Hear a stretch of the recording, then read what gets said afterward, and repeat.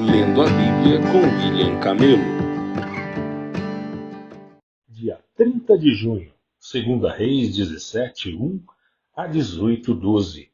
Oséias, filho de Ela, começou a reinar em Israel no 12º ano do reinado de Acás, rei de Judá.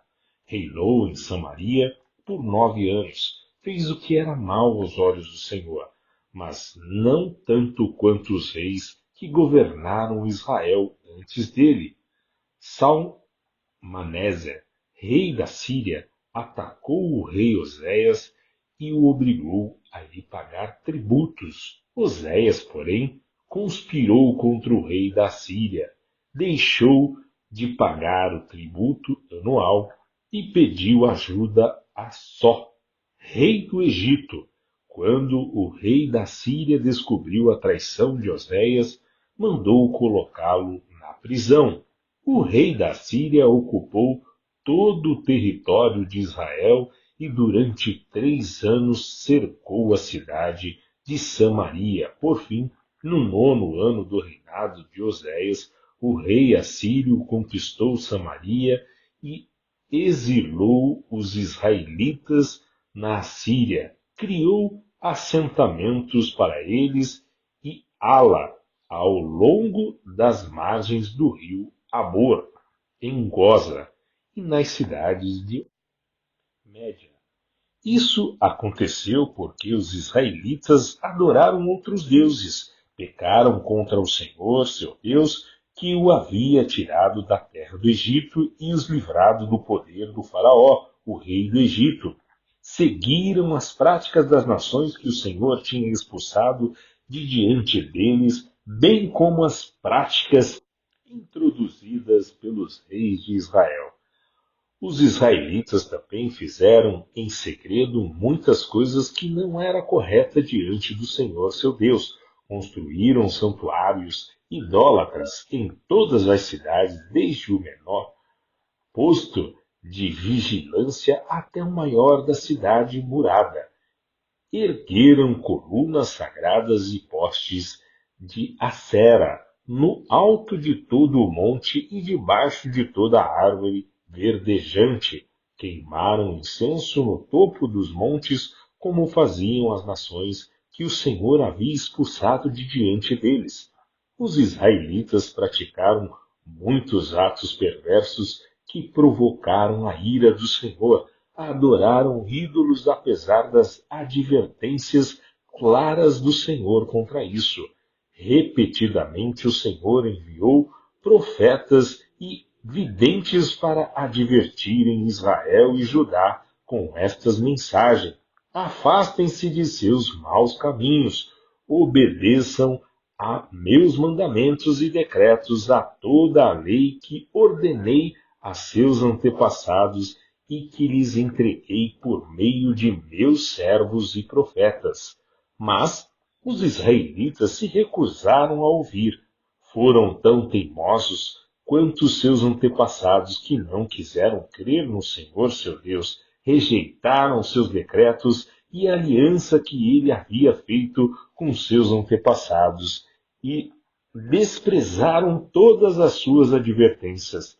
Adoraram ídolos inúteis, de modo que eles próprios se tornaram inúteis. Seguiram o exemplo das nações ao redor e desobedeceram a ordem do Senhor para que não as imitassem.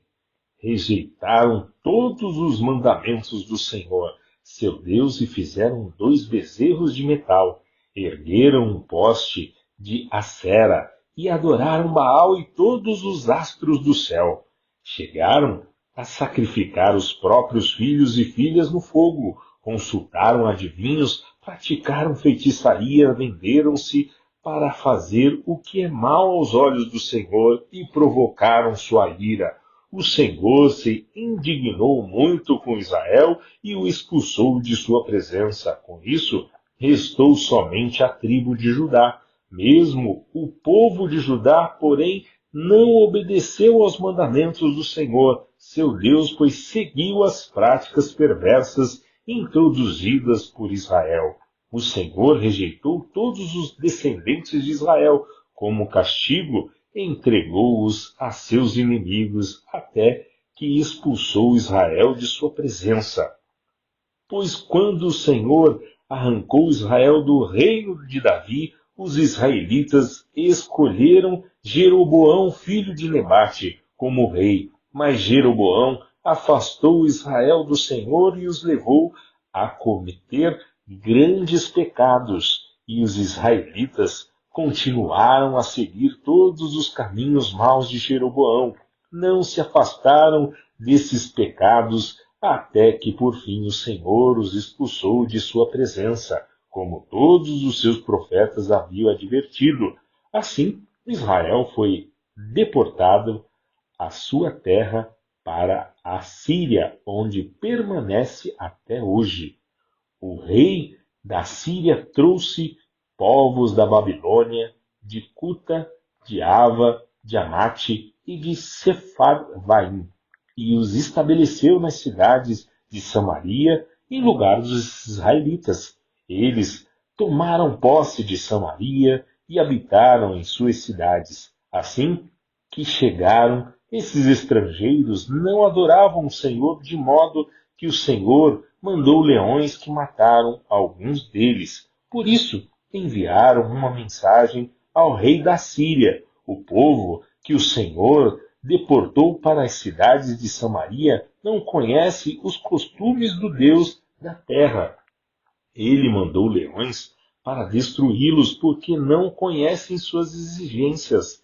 Então o rei da Síria deu esta ordem: enviem um dos sacerdotes exilados de volta a Samaria. Ele viverá ali e ensinará aos novos habitantes os costumes do Deus da terra. Um dos sacerdotes exilados de Samaria voltou a Betel e ensinava os novos habitantes a adorarem corretamente o Senhor. Contudo, cada um desses povos estrangeiros continuou a fazer seus deuses e a adorá-los. Em todas as cidades onde habitavam, colocaram seus ídolos nos santuários idólatras que o povo de Samaria havia construído. Os da Babilônia adoravam as imagens do deus Sucote-Benote. Os de Cuta adoravam os deus Nergal. Os de Amate adoravam o deus Acima. Os aveus adoravam os deuses Nibás e Tartaque. E o povo de Servaim até queimava os próprios filhos como sacrifício aos deuses Adrameleque e Anameleque.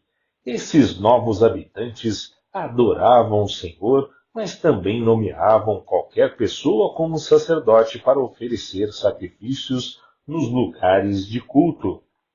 E, embora adorassem o Senhor, continuavam a seguir seus próprios deuses de acordo com os costumes de suas nações de origem. Até hoje, continuam com suas antigas práticas em vez de adorar verdadeiramente o Senhor e obedecer aos decretos, estatutos, leis e mandamentos que o Senhor deu aos descendentes de Jacó, cujo nome ele mudou para Israel. Pois o Senhor havia feito uma aliança com eles e ordenado: não adorem outros deuses, nem se prostrem diante deles, não os sirvam, nem lhes ofereçam sacrifícios. Adorem somente o Senhor, que os tirou do Egito com grande força e com braço poderoso. Curvem-se somente diante dele e ofereçam sacrifícios a ele somente. Tomem sempre o cuidado de obedecer aos decretos, estatutos, leis e mandamentos que ele lhes prescreveu. Não adorem outros deuses, não se esqueçam da aliança que fiz com vocês.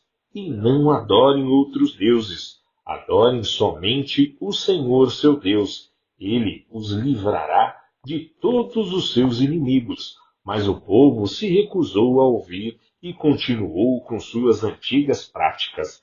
Assim, embora os novos habitantes adorassem o Senhor, também adoravam seus ídolos, e até hoje seus descendentes fazem a mesma coisa.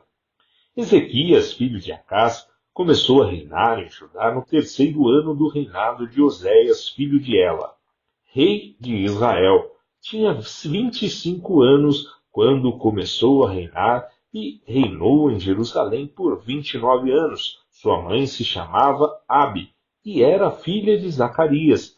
Ezequias fez o que era certo aos olhos do Senhor, como seu antepassado Davi. Removeu os santuários idólatras, quebrou as colunas sagradas e derrubou os postes de Acera.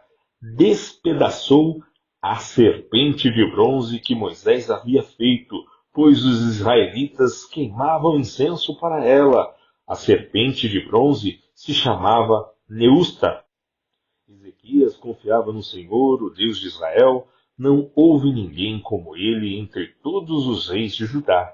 Nem antes, nem depois, Ezequias se apegou ao Senhor, não se afastou dele e teve o cuidado de obedecer a todos os mandamentos que o Senhor tinha ordenado por meio de Moisés. Assim, o Senhor estava com Ezequias e ele era bem-sucedido em tudo o que fazia.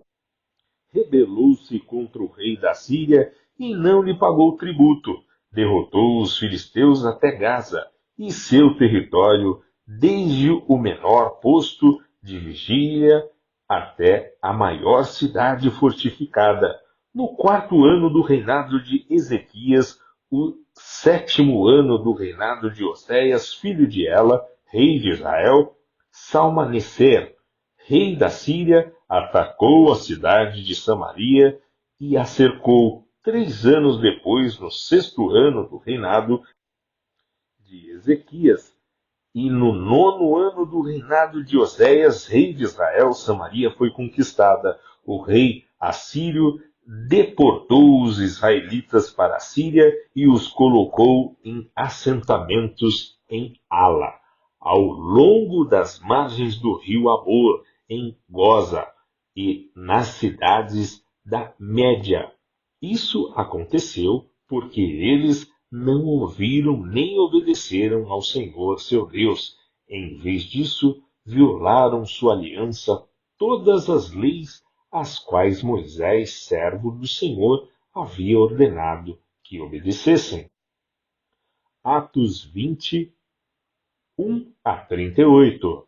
Passando o tumulto, Paulo mandou chamar os discípulos e os encorajou. Então se despediu e partiu para a Macedônia. Enquanto estava lá, encorajou os discípulos em todas as cidades por onde passou.